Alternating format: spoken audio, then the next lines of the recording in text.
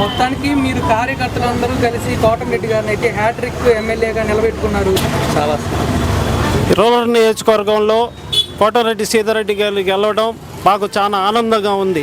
మూడవసారి హ్యాట్రిక్ ఎమ్మెల్యేగా గెలవడం మాకు చాలా ఆనందంగా ఉంది. అదేవిధంగా కోటమిరెడ్డి గారి గెలవడంలో కోటమిరెడ్డి ప్రత్యేకత కూడా ఉంది. ఎందుకంటే ఈ రూరల్లో ఎక్కువగా కష్టపడి కార్యకర్తల్ని గుర్తించి ప్రజల్లో ఎక్కువగా పనిచేసే నాయకుడు ఎవరైనా ఉన్నారంటే అది కోటమిరెడ్డి శ్రీధర్రెడ్డి గారు. కోటమిరెడ్డి శ్రీధర్రెడ్డి గారు 2 సార్లు ఎమ్మెల్యేగా ఉన్న ప్రజలతో నిత్యం సంబంధాలు ఉండే వ్యక్తిగా అతను స్థిరస్థాయిలో నిలబడిపోయారు రూరల్లో. ఆ కాన్సెప్టే ఈరోజు కోటమిరెడ్డి శ్రీధర్రెడ్డి గారిని అధిక మెజార్టీతో గెలిపించడానికి కారణమైంది.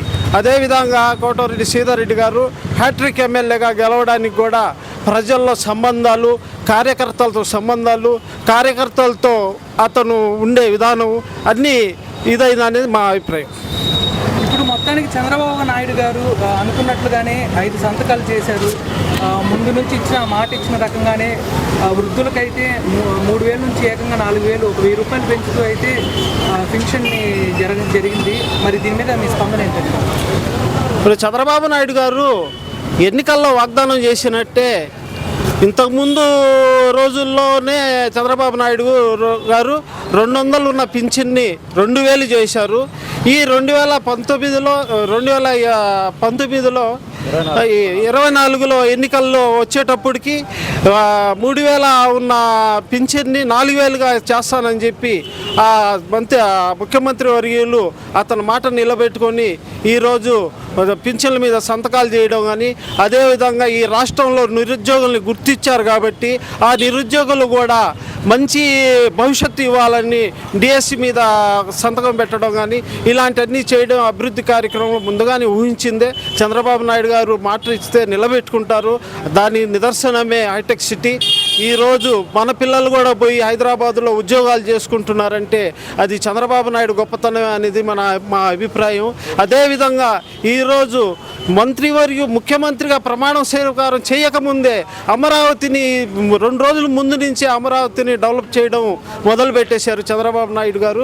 అదే డెవలప్మెంట్ అంటే చంద్రబాబు నాయుడు అనేది మా అభిప్రాయం. అన్నా క్యాంటీన్లు కూడా ఇంతకుముందు ప్రతి ఒక్కరికి 5 రూపాయలకి అన్నం దొరికేది. అదేవిధంగా జగన్మోహన్ రెడ్డి వచ్చిన తర్వాత అన్న క్యాంటీన్లు మూతేయడం జరిగింది. అదే తమిళనాడులో గెలిచిన జయలలిత గారు అన్నా క్యాంటీన్లు పెడితే స్టాలిన్ అధికారంలో వచ్చిన తర్వాత దానికి కొనసాగింపు జరిగింది. అదేవిధంగా చేస్తుంటే ఈరోజు చాలామంది పేదవాళ్ళకు ఉపయోగపడేది. ఆ విధంగా చేయకుండా అన్నా క్యాంటీన్ మూసేయడం చాలా బాధాకరంగా ఈ 5 సంవత్సరాలు ప్రజలు బాధపడ్డారు. ఈరోజు అన్నా క్యాంటీన్ని ప్రారంభించడానికి చంద్రబాబు నాయుడు గారు సంతకం కూడా పెట్టారు. అన్నా క్యాంటీన్లు కూడా వస్తున్నందుకు మాకు ఈ ఏరియాలో కూడా ఒక అన్నా క్యాంటీన్ ఉంది. ఈ మాకు కూడా చాలా ఆనందంగా హర్షంగా వ్యక్తం చేస్తుంది. ఇప్పుడు ల్యాండ్ టైటిలింగ్ యాక్ట్ కూడా రద్దు చేస్తూ అయితే ఒక నిర్ణయం తీసుకున్నారు. మరి ఇది ఉపయోగపడుతుంది అనుకుంటున్నారా? ఖచ్చితంగా ఉపయోగపడుద్ది. ల్యాండ్ టైటిలింగ్ యాక్ట్ అనేది కూడా ఖచ్చితంగా ఉపయోగపడుద్ది. మనకు మంచి జరగద్దు అనే ఉద్దేశంతోనే, ప్రజలకు మంచి జరగద్దు అనే ఉద్దేశంతోనే ఈరోజు దాని మీద కూడా సంతకం పెట్టడం జరిగింది. పవన్ కళ్యాణ్ గారికి అయితే డిప్యూటీ హోదా ఇస్తూనే అట్లాగే 5 మంత్రిత్వ శాఖల్లో అయితే అతనికి కేటాయించడం జరిగింది. మరి దీని మీద మీ అభిప్రాయం ఏంటి? అభిప్రాయం అంటే పవన్ కళ్యాణ్ గారు ఈ ఎన్నికల్లో మంచి ఆకర్షణగా నిలబడ్డారు.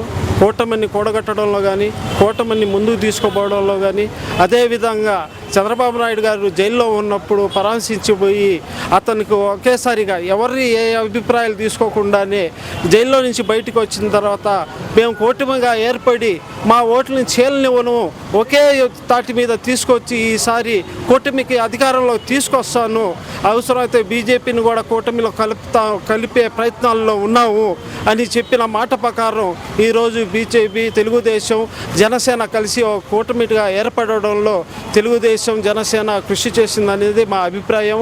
ఆ కూటమి ఏర్పడిన తర్వాత ఈరోజు ప్రజానికం కూడా కూటమిని దగ్గర తీసుకున్నారు. అదేవిధంగా ఇప్పుడు పవన్ కళ్యాణ్ గారికి పంచాయతీరాజ్ శాఖ ఒకటి, అదేవిధంగా ఏది ఇచ్చింది రూరల్ డెవలప్మెంట్ ఇచ్చున్నారు.